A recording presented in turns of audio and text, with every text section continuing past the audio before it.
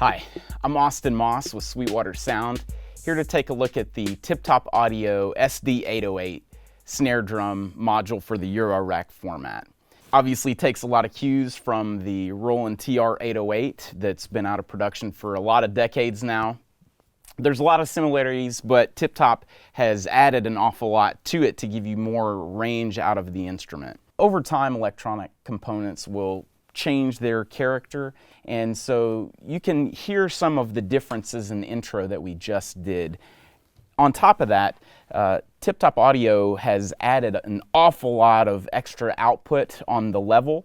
So one of the things that I like to do with my 808 is run it out into preamps, guitar pedals, things like that to make it a little crunchier and put some other different tones on it. You really don't need to add any more gain. It comes out at 20 volts peak to peak.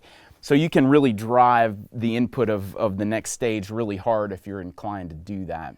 On the 808, you had one accent, and that's global. So if you had a snare and a hi-hat at the same time, you're going to get an accent on both of them. And that may not be quite what you want. Here, as long as you've got a sequencer that'll send out a gate, and you've got that patched into the gate input, you can have an accent on just the snare drum and leave the hi-hats or whatever else completely untouched. Leaves a lot of possibilities for groove and creativity. One of the other things that's really awesome about the Tiptop module is that they have repurposed the Dope for A100 CV and gate bus. They call it the Tiptop mix bus. So you can see here the output on the top panel is not plugged up at all, but we were hearing the snare drum just fine.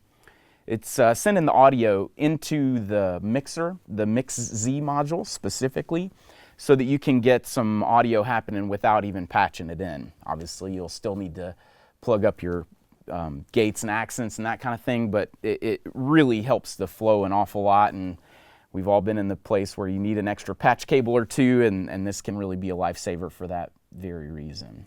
Of course, here on the top panel, you've got your level, so you can adjust how hot you want it to be. All the way up, you're going to really be distorting the input of whatever you're sending it to, most likely. For a level that's closer to what I was doing over here on the 808, it's much further down. Of course, you've got your tone knob that changes the timbre of it, and you've got a lot of range in there, and then of course you've got the famous Snappy knob as well.